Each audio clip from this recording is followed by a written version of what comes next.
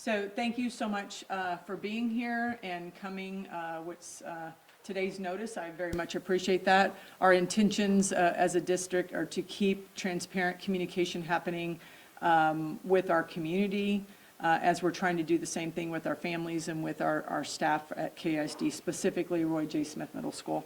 And so today is about offering the opportunity to answer additional questions based on the FAQs that we continue to push out and update. We've added a few things and trying to update it with the date of update so that when there is new information, y'all know what date it was updated. And so we thank you so much for that. I want to thank my team who have been working around the clock. Number one, on planning and preparation for the return to school, not just for Roy J. Smith Middle School, but for the entire district, as we know that parents in our community have some big, huge concerns for the safety and security of their children while they're under our purview. And so with that said, I will be sharing that we are trying to establish a cadence of communication with our community and with our media support. We're trying to do that on Wednesdays moving forward. So today is kind of the first day of the continued cadence for communication so that everybody knows on a weekly basis where we are with, number one, the investigation, or number two, the investigation on the inside of KISD. And so a couple things is that we will be communicating directly with our middle school staff from Roy J. Smith around Monday. We do have staff coming back on that day.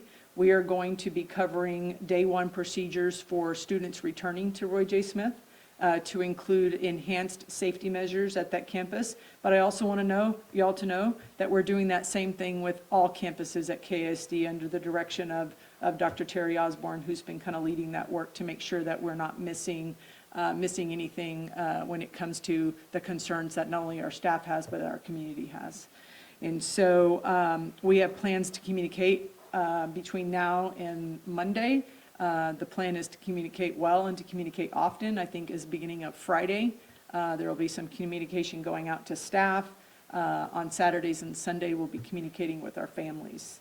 And that communication will not just happen with Roy J. Smith Middle School community and staff, it will happen to the entire district as well. There will be something very specific to Roy J., but there will be also some very specific things that are going to be directed with our other campuses so that parents know the things that KISD is doing to ensure that their kids feel comfortable coming back to our schools.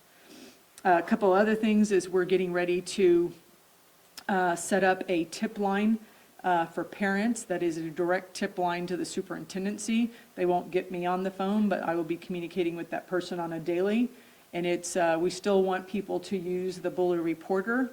That is not going to change. However, we have heard very loudly that parents feel like some of their concerns have not been addressed. And so we're going to be setting up a hotline that begins on Monday where parents that have had past issues with the way that they feel like things were handled in reference to some of their complaints regarding their children or other children in our system, that we're able to kind of follow back up on those issues and find out what did happen or what did not happen. We're also combing through the most recent Bully Reporter incidents to look at ones that have been handled, not handled, and we're going to be asking questions with administration to ensure that our administrators on campuses are investigating every single incident to the degree that they need to. We're also looking to put in some checks and balances with that work so that the district has some high-level oversight into number of cases, and then the ones that have been handled, and then doing some auditing of that work to ensure that we don't have gaps in administrator training for how to conduct investigations and things like that. So very, very promising things that we're trying to do moving forward. And so this morning I was able to meet with some community groups as well who are very, very much wanting to be part of solutions for KISD. Definitely want to thank them. We'll be sharing information as it comes in from community groups on suggestions that they are bringing forward, and we're going to be trying to share that out, what we can, on our FAQs. I'm also getting ready to launch a superintendent roundtable with just community groups. We have lots of community groups that I've met with individually. Some have not requested to meet with me individually, and that's been since I have come to the district, not just over this incident. But I have made a decision to create a superintendent roundtable that most of our organizations that are trying to support either through mentoring or additional supervision or just after school type things so that we can have a safe place to share openly, because a lot of the same work is being done across all those organizations, and we want to make sure that we are being very efficient with what we're trying to accomplish in our community. And so I felt it was incumbent upon me to try to pull all of those resources from the community together, because I cannot be at every meeting and I cannot meet with individuals as often as I would like. And so we're hopeful that that will kick off in the next couple weeks. So we're going to be asking leadership from those groups to come to the table so that we can share concerns, but also create solutions together as a community. And so I think that's going to be a significant change for KISD and for the Killeen, the greater Killeen area. I think it's going to be something very positive and certainly something that is needed. And so let's see here. There is no new information that I can share about the criminal investigation, and almost no new information. We have new information that can't be shared, but because we've had staff that has been out for spring break, we are still needing to get to interviews with key staff members across the district that were involved in the incident itself. And so that'll take us some time, but we're hoping to be able to complete that investigation within 2 weeks of coming back. Again, that investigation is led by an outside person. It's not connected with KISD. We felt that it was very important to have some different eyes that are unbiased in looking into the incident itself and how administration handled it, everything from point of concern to last child going home after the reunification process. And so that's what I can share. Most of our updates are going to be on the FAQs. And so what I'd like to do now is open it up for questions. I'm going to go ahead and go here first. I see her all the time. So, can you tell us the name of the outside investigation team, just like we were talking about? Is there a company involved? You would ask that question, and I don't have it off the top of my head. I think I can get that information to you guys. So you'll have to give me some time. And are they also investigating the weapons detection system? Is that part of that investigation? They are looking and helping us look to on every facet of security and safety related to this incident. But then I also have my team that's in charge of these things at KISD to be looking at best practice across the state of Texas. And looking at bringing in, we set a layered system the last time we met, but bringing in additional supports to ensure safety as kids are entering, and also other people that are not children entering our system. So, yes, ma'am. I guess to that though, but I just wanted to double up on it and make sure we don't know yet why the evolved detection system was not working at Roy J. Smith this day yet. I do not know. The question is do we know why it wasn't working? The answer is not yet. But what we do know is there was some communication that was happening regarding the evolved system in and of itself.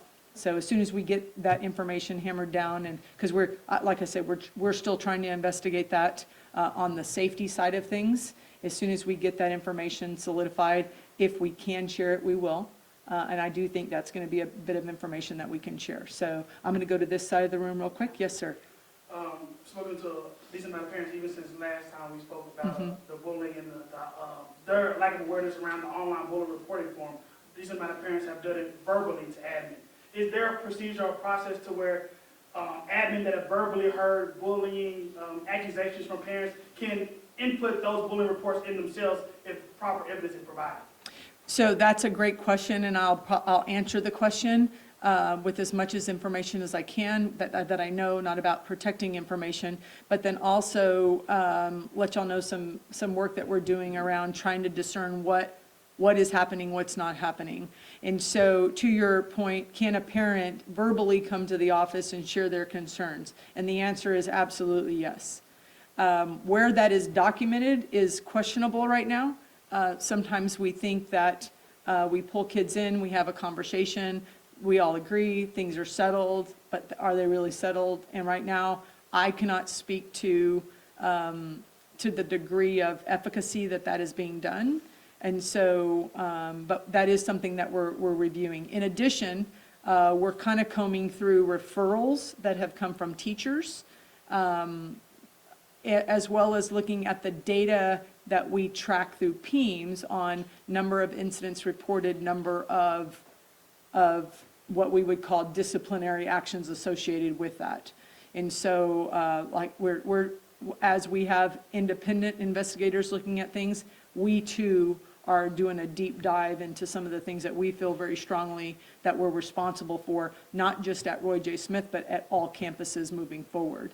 And so I know that I've challenged my senior team around implementing checks and balances. A couple things as we train, right? We assume, and now I'm requesting that we have a checks and balances in place to make sure that we have adequate information of gaps. And when I say gaps, I mean what is happening well, what is not happening well, so that we can address those either individually with campuses if it's isolated, or if it's something that is happening across all campuses, that we're able to address that from a more systemic place. So I hope that answers your question. And so he had a question, and did you have your hand up? I'm sorry. No. Okay, wonderful. Okay, my question is, we know that it's a break, right? The students are in break. But have you been on communication with the families in Boulder Credits on this case? I know that they were concerned because they said the district don't have any communication between. So I don't know if after that the incident happened, you haven't maintained any communication between both families in Boulder Credits? I can't speak to what's happened since yesterday. I don't think we communicated yesterday.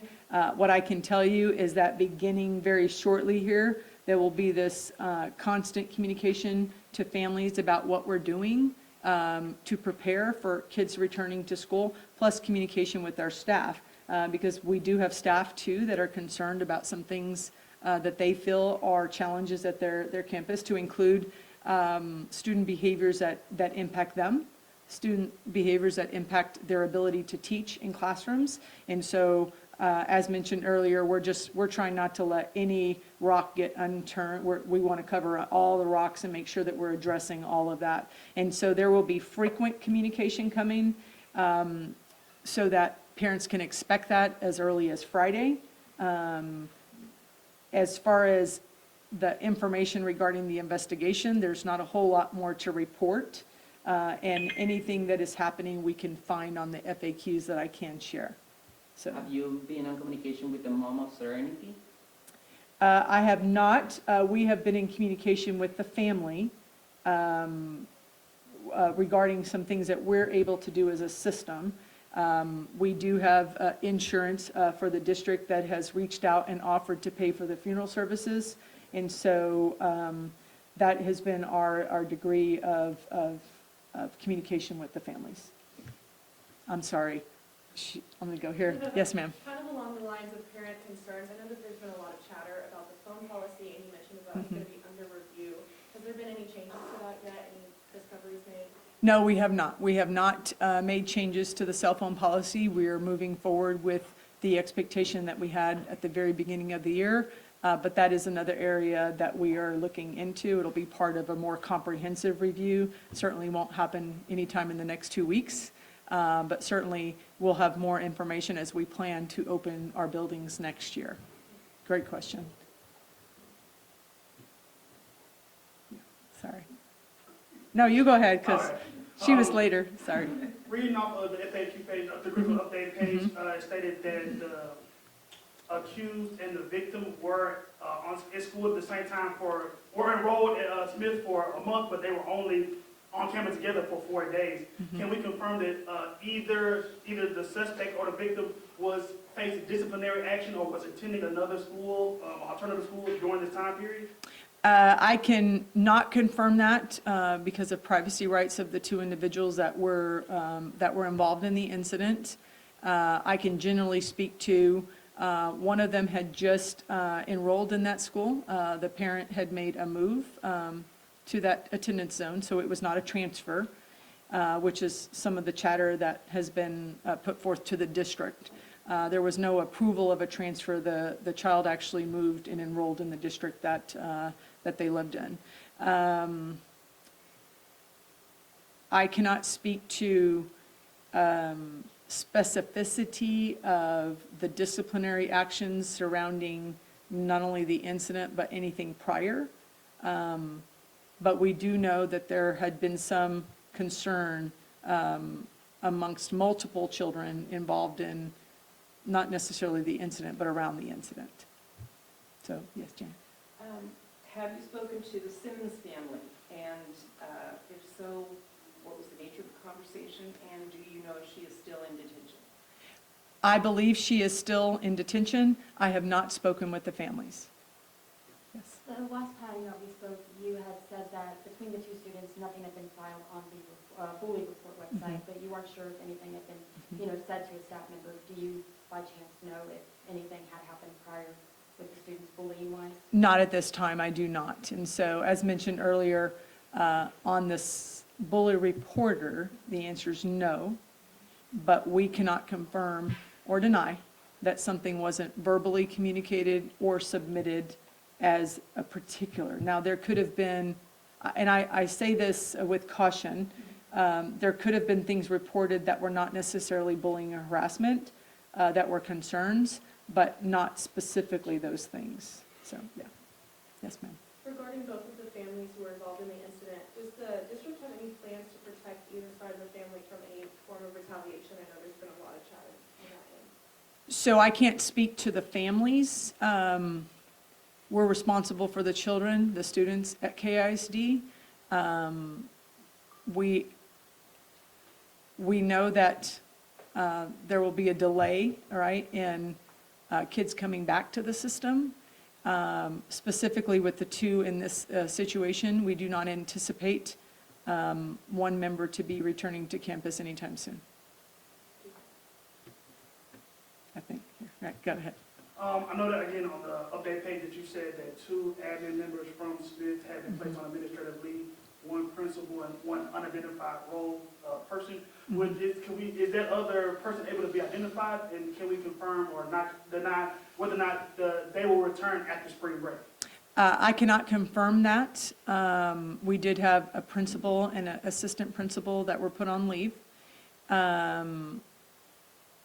And I would be wrong in saying the name. I'd probably get it wrong at this point, but we can certainly check on updating that information to the WHO. Will they be returning upon break? The answer is right now, the answer is they're not returning until we have an opportunity to fully investigate the incident. And how regularly will you all be able to update that critical update page, and how long, into the investigation, how long in general do you plan to keep that as a running document? As long as we need to, is it probably the most appropriate answer I can provide. As far as the investigation is concerned, it will be ongoing until we feel like we have exhausted all inquiries into the investigation. That could be next week, I doubt it. It could be during the summer, who knows? It could be well into the next fall. Yes. You may have said this, but I know some parents online are really wanting to propose changes and help be a part of that. Is that something that you are open to and taking their input? Absolutely. Matter of fact, the meeting that I had this morning was very early because I do believe that there's a place for,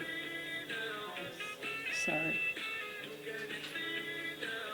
This is not my phone, just for the record.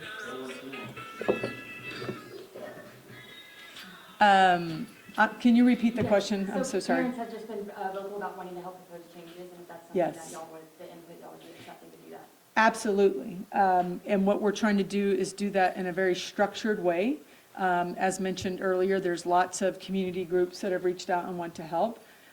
My assumption would be that a lot of the parents are connected to these groups. We could have a parent that has a one-off, and we welcome that input on email, by phone call, however that needs to come. And we're trying to navigate, how do we channel all the information in a way that there's eyes and ears on that.